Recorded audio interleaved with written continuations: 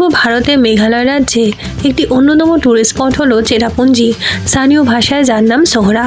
মনোমুগ্ধকর সব জলপ্রপাত, আকর্ষণীয় গুহা, পরিষ্কার জলের নদী, লিভিং রুট ব্রিজ এবং সবুজ ভ্যালি দিয়ে সাজানো চেরাপুঞ্জি ঘুরে এলাম এই শীতের ছুটিতে। এখানকার দ্রষ্টব্য স্থানগুলি আমার ব্লগে দেখানোর চেষ্টা করেছি। সকলকে অনুরোধ পুরো ভিডিওটা দেখার জন্যে। ভালো লাগলে একটা লাইক অবশ্যই চাই, আর আমার পাশে থাকার জন্যে চ্যানেলটা সাবস্ক্রাইব করার কথা ভুললে চলবে না। শিলং থেকে আমরা সকাল সকাল বেরিয়ে পড়েছি চেরাপুঞ্জির উদ্দেশ্যে। শিলং থেকে চেরাপুঞ্জির দূরত্ব প্রায় 7 কিলোমিটারের মতো। পথে সাইট সিন করে তারপরে আমরা ঢুকবো চেরাপুঞ্জি। চেরাপুঞ্জি সার্কিটে ঢোকার আগে আমরা চলে এলাম আমাদের প্রথম spot, Mawdok valley view point.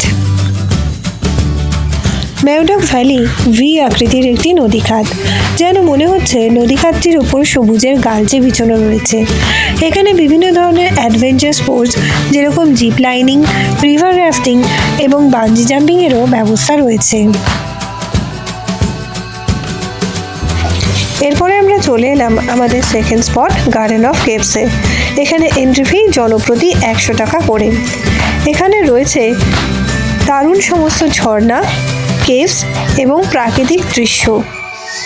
স্পটগুলি আলাদা আলাদাভাবে মার্কিং করা রয়েছে, আর আমরা দেখছিলাম প্রত্যেকটি জায়গায় ভলেন্টিয়ার্সরা বসে রয়েছে রাস্তা দেখিয়ে দেওয়ার জন্যে। একটা জায়গা থেকে একটা জায়গা বেশ অনেকটাই দূরে, প্রচুর সিঁড়ি রয়েছে এখানে ওঠানামা করার জন্যে।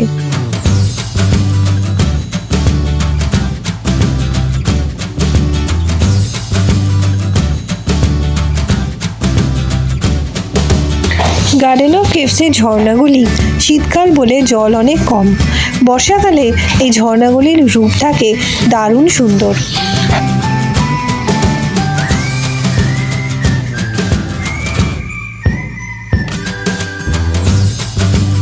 এই যে গুহাটার মধ্যে এখন আমরা ঢুকছি, ব্রিটিশ টাইমে এই গুহাগুলি খাসি জনজাতির মধ্যে যারা বিপ্লবী ছিলেন তারা এগুলি ব্যবহার করতেন আত্মগোপন করার জন্যে। এখনও এই গুহাগুলির মধ্যে ঢুকলে গা ছমছমে অ্যাডভেঞ্চারের মতো মনে হতে থাকে। ওপরে ঝর্ণার জলগুলো থেকে চুইয়ে চুইয়ে গুহার ভেতরেও জল পড়ে আমাদের গা মাথা সমস্ত ভিজে যাচ্ছিল।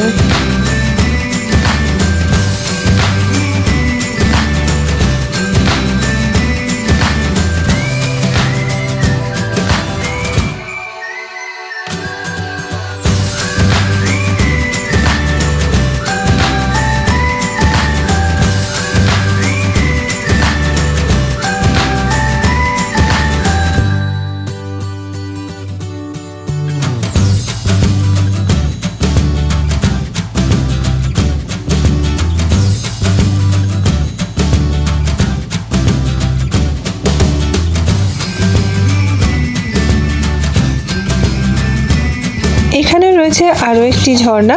শীতকাল বলে এখানেও জল অনেক কম।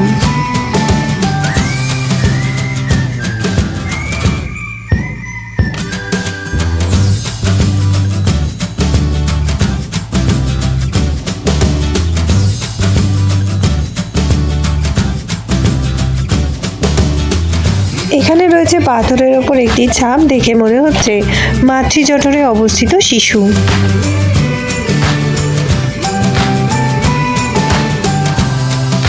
এবারে আমরা চলে এসেছি চেরাপুঞ্জি সার্কিটের একটি বিখ্যাত ওয়াটারফল ওয়াকাবা ফলসের সামনে। এখানে এন্ট্রি ফি 30 টাকা জনপ্রতি। এটা হচ্ছে ওয়াকাবা ফলসের রিভার বেডটি। এখানে পৌঁছতে গেলে এন্ট্রি গেটের সামনে থেকে অনেকগুলো সিঁড়ি ট্রেল করে নিচে নামতে হয়, যেটা সাধারণ মানুষের পক্ষে বেশ কষ্টকর। তাই জন্য বয়স্ক বা অসুস্থ মানুষদের এখানে না আসাটাই ভালো।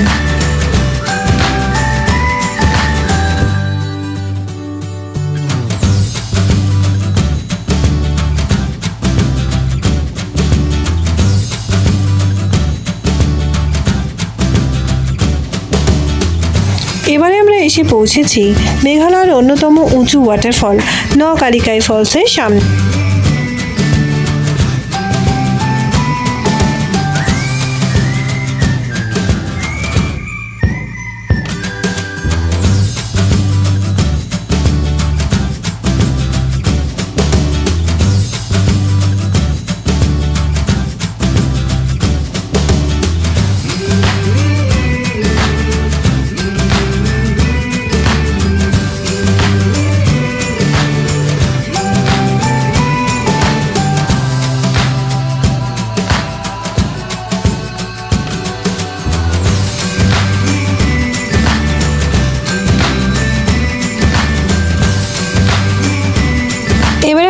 এসেছি বিখ্যাত সেভেন সিস্টার ফলসের সামনে। মনে করা হয় উত্তর পূর্ব ভারতের যে 7টি রাজ্য রয়েছে, 7টি রাজ্যের নামে 7টি ওয়াটারফল এই জায়গা দিয়ে প্রবাহিত হয়। কিন্তু ডিসেম্বর মাস শীতকাল বলে এখন জল কিছু দেখতে পাওয়া যাচ্ছে না। বর্ষাকালে এই জায়গাটি নাকি অপূর্ব সুন্দর হয়ে থাকে।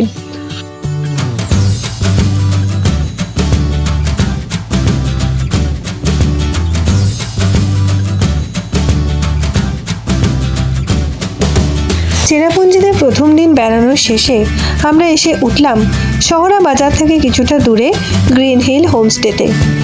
গ্রিন হিল হোমস্টের আশেপাশের দৃশ্য দেখলে চোখ জুড়িয়ে যায়। গ্রিন হিল হোমস্টে একটি ফ্যামিলিকেই ভাড়া দেওয়া হয়, যেখানে রয়েছে 2টি ঘর, যেখানে 7-8 জন অনায়াসেই থাকতে পারে এবং সঙ্গে অবশ্যই রয়েছে একটি অ্যাটাচ বাথরুম। একটি কিচেনও রয়েছে, যেখানে দরকার পড়লে রান্নাবান্না করে নেওয়াও যায়। এই রুমটির ট্যারিফ লেগেছিল আমাদের 2800 টাকা পার নাইট।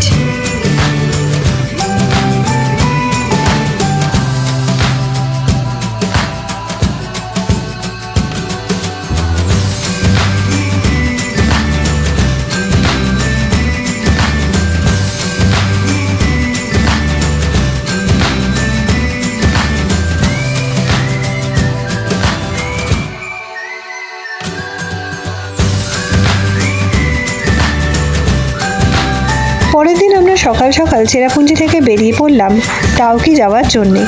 চেরাপুঞ্জি থেকে ডাউকির দূরত্ব প্রায় 90 কিলোমিটার।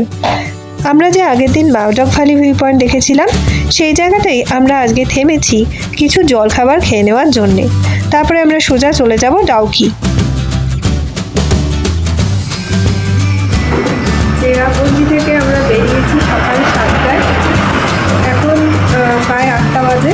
আমরা মাউডক ভিউ পয়েন্টের কাছে যেখানে ব্রিজটা রয়েছে, সেখানে একটা ছোট রেস্টুরেন্টে ঢুকেছি। এখানে ব্রেকফাস্ট করব, তারপরে আমরা চলে যাব সোজা ডাউকি।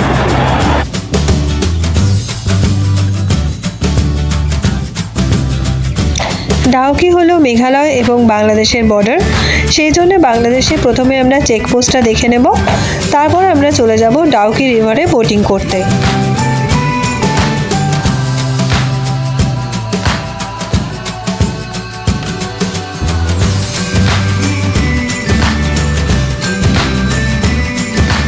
ডাউকি নদীতে বোটিং করার জন্যে রয়েছে অনেকগুলি ঘাট। আমাদের ড্রাইভার আমাদের এই ঘাটটিতে এনেছে বোটিং করানোর জন্যে। রাস্তা থেকে অনেকগুলি সিঁড়ি বেয়ে নিচে নামতে হয়, যেখান থেকে বোট ভাড়া করলে ওরা নদীটা ঘুরিয়ে দেখায়। নদীর ওই পারে দেখা যাচ্ছে বাংলাদেশ, আর এই পারে হচ্ছে মেঘালয়। আমরা এই পারে যে রঙিন বোটগুলি রয়েছে সেখানে উঠব, ঘুরিয়ে দেখাবে এরা 1 ঘন্টার মতো।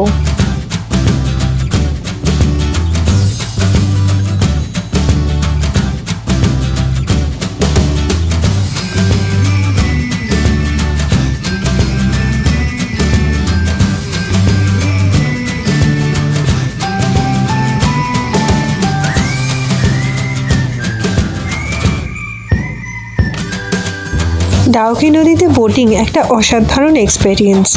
ওই যে ব্রিজটা দেখা যাচ্ছে, যে ব্রিজের ওপর দিয়ে আমরা একটু আগে পার হয়ে এলাম। এখন আমরা পরিষ্কার স্বচ্ছ জলের ডাউকি নদীর ওপরে বোটিং করছি। নদীর নিচে নুড়ি পাথরগুলো পর্যন্ত স্পষ্টভাবে দেখা যাচ্ছে।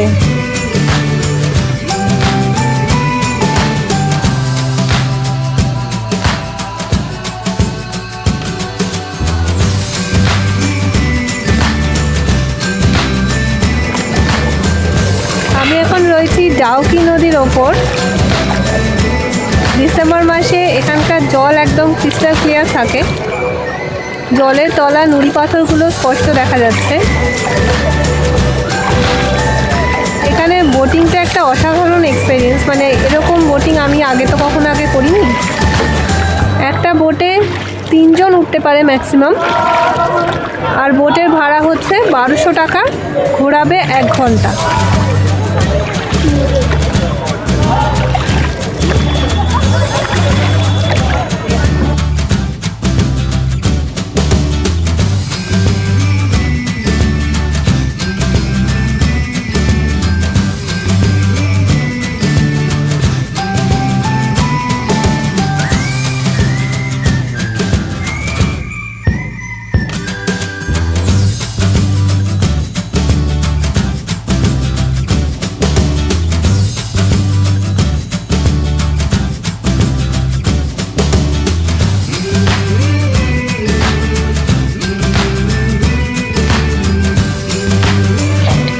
মাঝি খানিকক্ষণ আমাদের ঘোরাবার পর এসে থামালো এইরকম একটা স্পটে। এখানে আমরা খানিকক্ষণ ছবি টবি তুলব, মিনিট 10-এর জন্য এখানে বিরতি রয়েছে। তারপরে আমরা আবার ফিরে যাব যে সেই ঘাটটিতে যেখান থেকে আমরা নৌকায় উঠেছিলাম।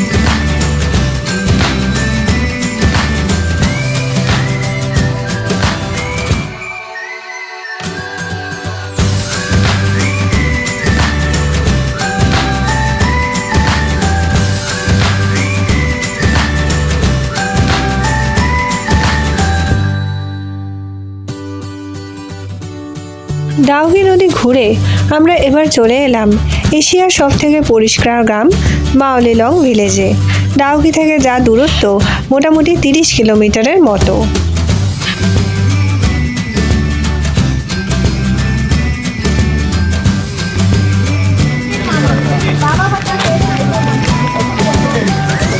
আমি এখন রয়েছি মাওলিলং ভিলেজে, এশিয়ার সবথেকে পরিষ্কার গ্রাম। মেঘালয় ট্যুরিজমের এটা একটা অনেক বড় আকর্ষণ।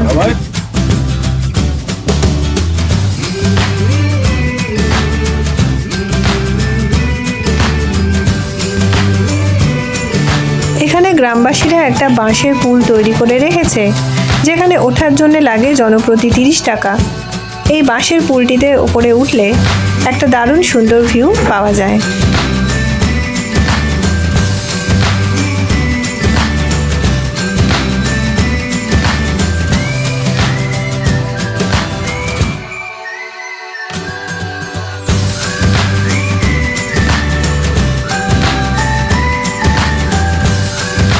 মাওলিলং ভিলেজে হোমস্টে ব্যবস্থাও রয়েছে, চাইলে এখানে এসে পর্যটকরা থাকতেও পারে।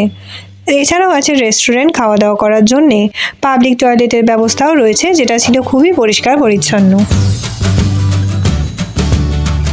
এবারে আমরা চলে এসেছি মাওলিলং ভিলেজের খুব কাছেই single decker living root bridge দেখার জন্যে। Single decker living root bridge Meghalaya ট্যুরিজমের একটি অন্যতম বিশেষ আকর্ষণ। এই রুট ব্রিজটি এখানকার গ্রামবাসীরাই তৈরি করেছে। এখানে ঢোকার জন্য টিকিট লাগে জনপ্রতি 30 টাকা করে।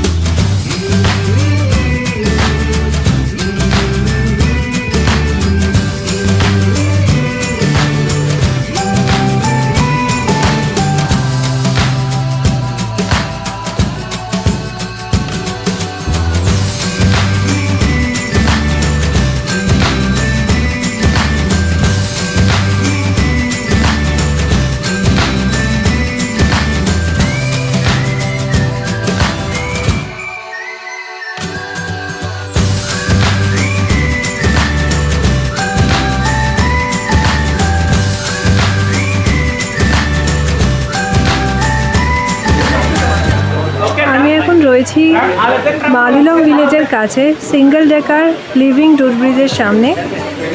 আমার পেছনে রয়েছে লিভিং রুট ব্রিজটা। এটা কোনো ন্যাচারাল রুট ব্রিজ নয়, এখানকার গ্রামবাসীরাই এটা তৈরি করেছে। রাবার গাছের শেকড় দিয়ে এই ব্রিজটা তৈরি, natural ingredients.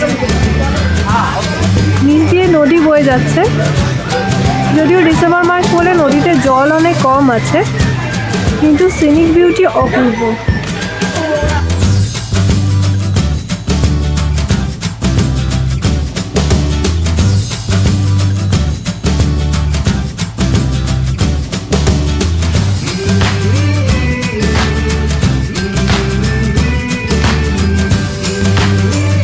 Single decker living root ব্রিজই ছিল চেরাপুঞ্জিতে আমাদের লাস্ট স্পট। এবারে আমরা আবার চলে যাচ্ছি শিলংয়ের দিকে। চেরাপুঞ্জি ব্লগটা আমি এখানেই শেষ করছি। কেমন লাগলো সেটা অবশ্যই তোমাদের কমেন্টে জানতে চাই। যদি ভালো লাগে একটা লাইক করে দিও এবং আমার পাশে থাকার জন্যে চ্যানেলটা সাবস্ক্রাইব করতে কিন্তু ভুলো না।